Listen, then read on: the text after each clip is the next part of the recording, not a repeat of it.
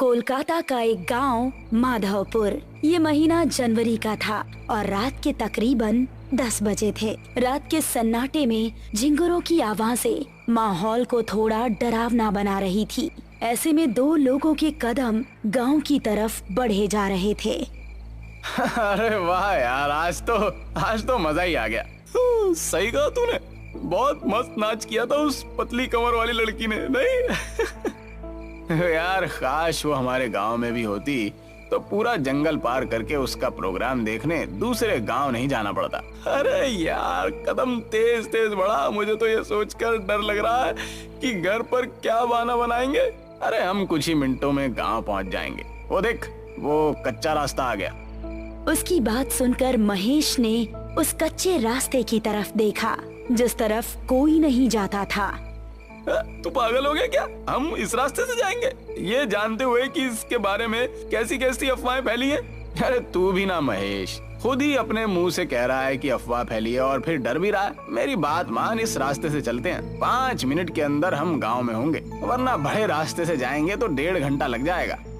उसकी बात सुनकर महेश ने एक बार फिर से उस कच्चे रास्ते की तरफ देखा। वहाँ पर इस समय मौत का सन्नाटा छाया हुआ था। अरे चल यार, डरता क्यों है, मैं साथ हूँ ना। और उसको लेकर उस कच्चे रास्ते की तरफ बढ़ गया। दोनों अभी कुछ कदम ही चले थे कि उनको किसी के जोर जोर से सांस लेने की भयानक आवाज सुनाई दी।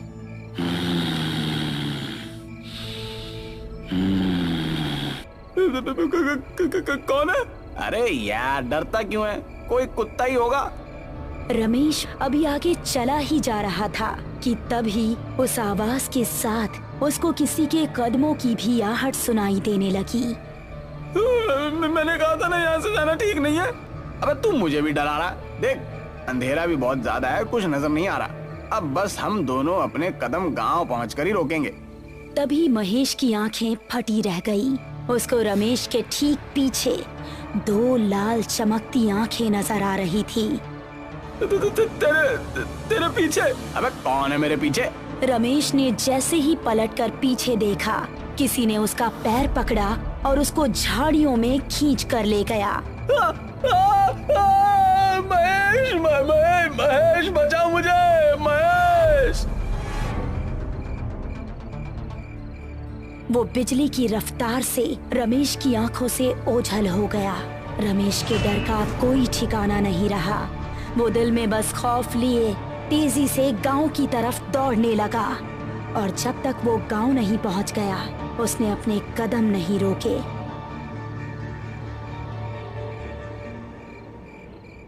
अगली सुबह जब वो गांव के कुछ आदमियों के साथ उस कच्चे रास्ते की तरफ गया तो उसको रमेश की लाश 2 टुकड़ों में जमीन पर पड़ी मिली।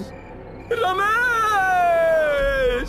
उसकी आंखों से आंसू बह रहे थे और इस तरह इस कच्चे रास्ते का खौफ माधवपुर में और ज्यादा बढ़ गया। इस घटना के 3 महीने बाद मोहिनी, जो कि 21 साल की एक खूबसूरत लड़की थी, अपनी विधवा माँ और छोटी बहन मेघना के साथ इस गांव में रहने के लिए आई। बेटा, हमने वो गांव छोड़कर ठीक नहीं किया।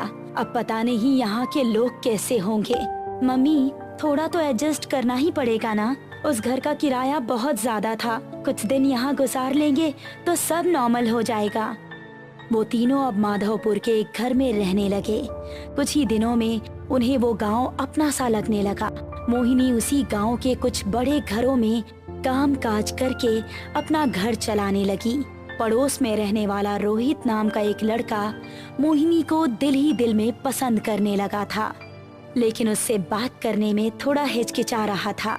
एक शाम जब मोहिनी अपना काम खत्म करके घर पहुंची तो उसको घर में मेघना कहीं नजर नहीं आई और माँ काफी परेशान दिख रही थी। माँ, मेघना कहाँ है? वो दोपहर के वक्त टहलने निकली थी लेकिन अभी तक घर नहीं लौटी। मैंने आसपास पता भी किया लेकिन वो कहीं नहीं है। मुझे तो अब बहुत डर लग रहा है, पता नहीं कहाँ होगी वो। अरे माँ, आप डरिए मत, मैं अभी उसको ढूंढ कर ले आती हूँ। इतना कहकर मोहिनी घर से निकली और आसपास के इलाकों में देखने लगी, लेकिन उसको मेघना कहीं नजर नहीं आई। फिर घर वापस आते वक्त उसकी नजर उसी कच्चे रास्ते पर पड़ी। हर जगह देख लिया लेकिन कहीं नहीं मिल रही। अब तो बस यही एक जगह बची है। हो सकता है कि वो यहीं पर हो। उसको जंगल जाना बहुत पसंद भी है। ऐसा कहकर वो उस रास्ते की ओर बढ़ गई। दोनों तरफ घना जंगल और उसके बीच से निकलता हुआ वो कच्चा रास्ता। अंधेरा होने पर वो बहुत ही भयानक लग रहा था, लेकिन छोटी बहन की तड़प उसको उस रास्ते की तरफ खींच कर ले गई। मेघना, क्या तुम यहाँ हो? उसको जवाब में मेघना की आवाज तो नहीं आई, लेकिन वही सांस लेने की आवाज आने लगी।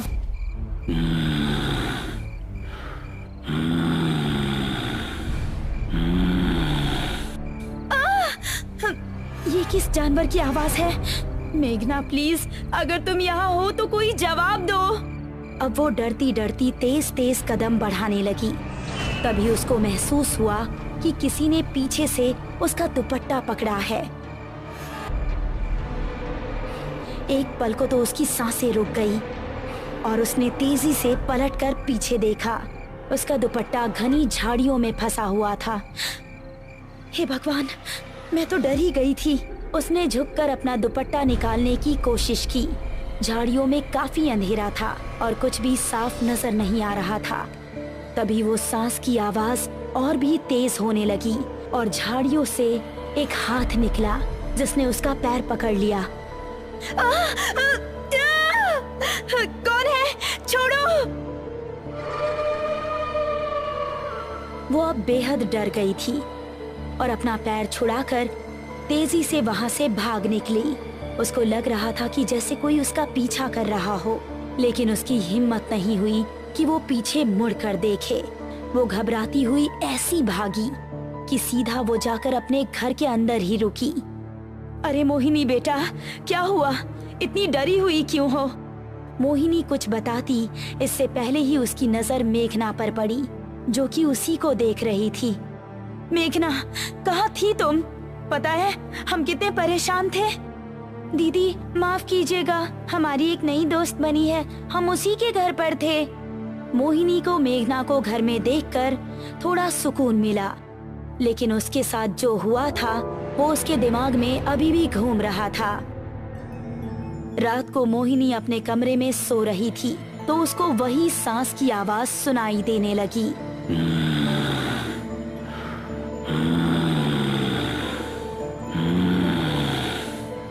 ये आवाज सुनकर वो जाग उठी और ये आवाज खिड़की की तरफ से आ रही थी। कौन है वहाँ? वो कमरे से निकली और घर के बाहर उसी मैदान में गई जो उसके कमरे की खिड़की के पीछे से दिख रहा था। कौन है? कौन हमारा नाम पुकार रहा था? मोहिनी ने गौर किया कि ये आवाज एक पेड़ के पीछे से आ रही है जिसके नीचे बहुत अंधेरा था। वो फिर भी हिम्मत करके उसकी तरफ कदम बढ़ाने लगी। जैसे ही वो उस पेड़ के पास पहुंची, किसी ने पेड़ के पीछे से निकलकर उसको कसकर गले लगा लिया। कौन है? छोड़ो हमें!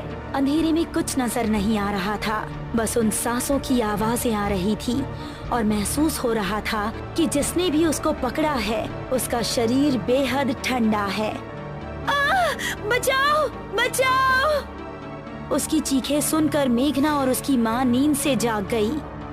साथ ही पड़ोस में रहने वाला रोहित भी जाग चुका था। वो तीनों भागकर मोहिनी के पास पहुँचे तो देखा कि मोहिनी बेहोश पड़ी थी।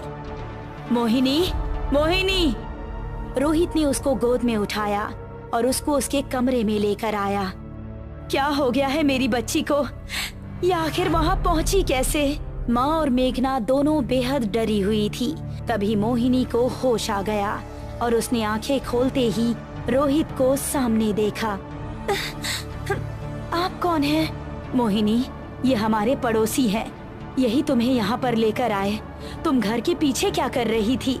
मोहिनी ने अपने परिवार वालों को कुछ बताना ठीक नहीं समझा और उसने बात को टालते हुए कहा, कुछ नहीं माँ, वहाँ कोई कुत्ता बहुत देर से भौंक रहा था। उसकी आवाज हमें सोने नहीं दे रही थी, इसीलिए हम उसे वहाँ भगाने गए थे। हाँ, आपको वहाँ अकेले नहीं जाना चाहिए था। हम सभी बहुत ज्यादा डर गए थे। शुक्र है आप ठीक हैं।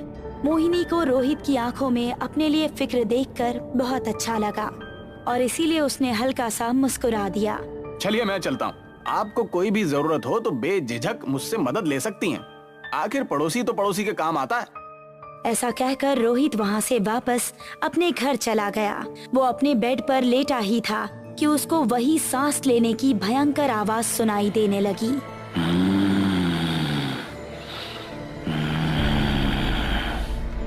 ये आवाज कैसी है? रोहित, रोहित। कौन है? रोहित अपने कमरे से निकला तो उसने सुना कि वो आवाज उसके बराबर वाले कमरे से आ रही है।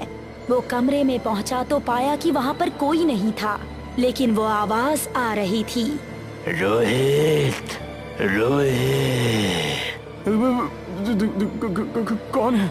जरा इधर आकर देख, मैं कौन हूँ। आवाज एक अलमारी के अंदर से आ रही थी। अब रोहित के चेहरे पर डर दिखने लगा। उसने गौर किया कि वो आवाज अलमारी के अंदर से ही आ रही थी। तुम जो भी हो, ये मजाक बिल्कुल अच्छा नहीं है। ऐसा कहकर रोहित गुस्से में अलमारी की ओर बढ़ा। उसने जैसे ही अलमारी का दरवाजा खोला तो उसके चेहरे का गुस्सा खत्म हो गया और आंखों में खौफ उतर आया। तभी एक भयानक लाल हाथ बाहर निकला और अलमारी का दरवाजा बंद हो गया और रोहित के चीखने चिल्लाने की आवाज अलमारी से बाहर आती रही। कुछ देर चीखने चिल्लाने के बाद अचानक से रोहित की आवाज आनी बंद हो गई। तभी धड़ाम से अलमारी का दरवाजा खुला और रोहित की कटी हुई गर्दन अलमारी से बाहर आकर गिरी।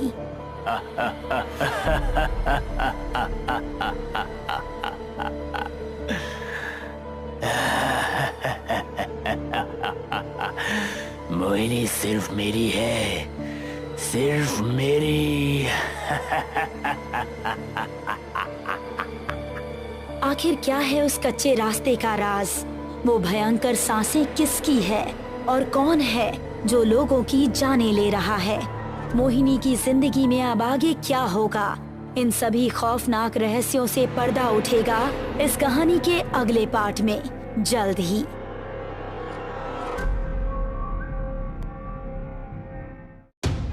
सुबह का समय था। छोटे लाल तालाब की ओर से दौड़ा चला आ रहा था।